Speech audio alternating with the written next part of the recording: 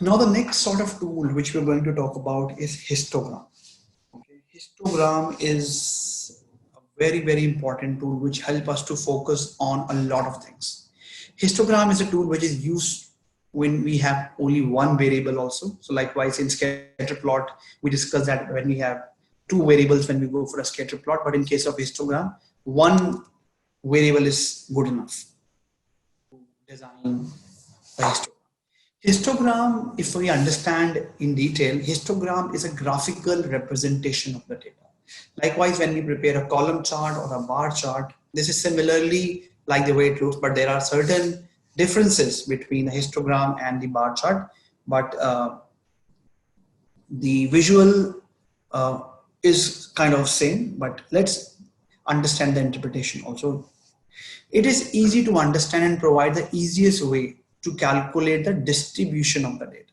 Okay, what it does is it divides the data into different class intervals or different ranges or different categories like 0 to 10, 10 to 20, 20 to 30, 30 to 40, depending upon the data that we are going to analyze. Okay, so let's say I have data from let's say 15 till 100. Okay, so when we prepare a histogram, it will make automatically the class intervals depending upon the data that we have, the intervals that it's going to make, and it will also show the frequency of each interval. So as you can see here, so these are, let's say these are the class intervals A to B. Okay, so A has 10 frequencies, B has 20 frequencies, and so on and so forth. So once again, histogram divides the data in different bins, which is called the class intervals or range, and height of the bin shows the number of frequency of data point in that group. Okay, and this gives me a lot of information. First of all, it gives me the entire spread, that what is the minimum value and what is the maximum value.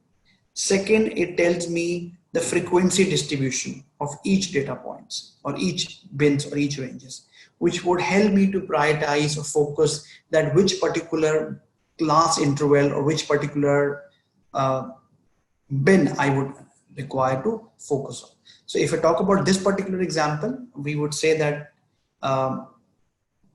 the bin E, which has the maximum number of frequency, and we assume that this is the data for the number of defects, then in that case, we would like to get into the detail that why this particular bin has maximum number of defects.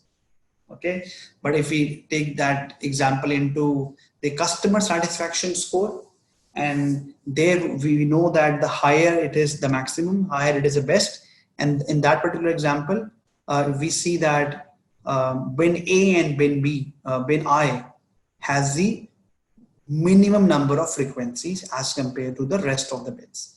So therefore, in that case, we would focus on A and I. So depending upon the metric that we have taken, we would be able to make a decision that which particular bin or which particular class interval that we want to focus on. So that's what histogram is. This is one of the perfect 7 quality tools that we have, which would give us indications at which particular category that we need to focus on. Okay, we will do the Minitab exercise later. Okay, so this is something which we talked about. It provides valuable information. Rather 3 now, not 2. Spread of the data from left to right, central behavior of the data, and which bins we need to focus on. Okay. Now we're going to talk about a very important tool which is called a flow chart, which is also 7 quality tools, and which is basically a pictorial representation of a process. This helps to break down the process in various steps. Flowchart can be useful in identifying where errors are likely to occur in the process. Okay, flowchart, if you can see here, this is one of the examples, a simple flowchart representing a process for dealing with a non-functioning of a lamp. Okay, so this is one of the process map or a flowchart which gives us the step-by-step information about a particular process, about a particular procedure, particular activity, particular product. It's like a manual, but it's graphically, visually, pictorially represented so that everybody can see. This is one of the powerful quality tools, because usually what happens is when there is an existing process and we don't have any visual management, any visual sort of a process, then it's very difficult to understand, to identify the difficulties or identify the uh, constraints from that process. So that's why it is very, very important to have the process map or flow chart in place. Why it's called flow chart? Because it provides step-by-step information from start till the end.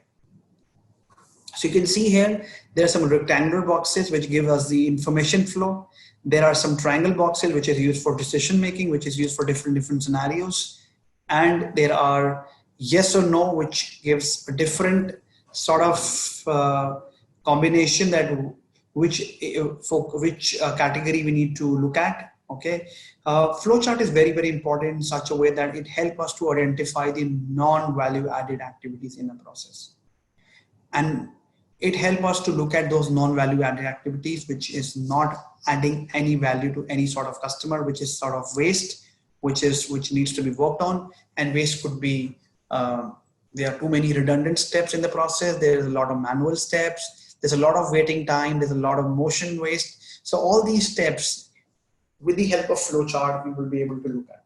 Okay, so it is one of the perfect tool which helps me to look at where the opportunity is, and then I'll be able to focus on that. So, so just an instruction or just a suggestion that we need to have the flow chart prepared for each and every process in our organization, because when we have the process in place, and when in case of any sort of defect, we would be able to review the process and question the team that whether they have followed that process or not. Or even though if they have followed the process or not, we would be able to get some information that whom we need to get in touch with. Okay, and that's how we will be able to solve a lot of business issues, business problems with the help of a flowchart. Okay, so let's take an example. So there is a process from which is customer, when customer places request till the customer resolution. Okay, so it is like customer places a request. There is a team who does a kind of quality check, scrutiny, whether the request that is being logged is good to go or not. Then there is a team who check the documentation which customer submitted. After the documentation is being submitted, then the team sort of start doing the processing. While doing processing, they find some errors, and if there are IT errors, they log it with IT. If they require any certain dependencies, they go back to the team, or they which log the case. And sometimes they have to deal with the customer also, so they call the customer. Sometimes they have to speak to different departments like finance, like IT, like operations, like distribution. And in that case, there's a lot of hands-offs also, which delays the customer request that is being placed. And also there is a customer satisfaction which gets impacted. Okay, so if this is the process that we're going to talk about, in that particular case, what we need to focus is, so for example, we see that a lot of customer escalation comes in, or we see, and the customer escalation was because customer saying that it took a lot of time. It took me a lot of time to get my query resolved. Okay, so in that case, we would go ahead and review the process and then see and ask each and every team that where it got stuck. We will do the RCA, but with the help of the process map or a flow chart, we would be able to identify that which particular step that particular error comes. Maybe it comes during the quality check, maybe it comes during the documentation check, maybe it happens when there's a system error also, and due to that. So flowchart or process maps would help me to solve a lot of business problems. If there is no process flow or process step being placed, it becomes very difficult. It takes a lot of time to resolve business issues. So this is a kind of a proactive kind of a tool which should be there. You can use a flowchart outside the Six Sigma project or within a Six Sigma project, because this is a basic hygiene that all the process owners, process coordinators, process managers needs to manage, to ensure that we have the standardization also. And these flowchart have to be reviewed at each and every interval. So for example, if there's any change in the process, the process steps, a process flow has to be reviewed.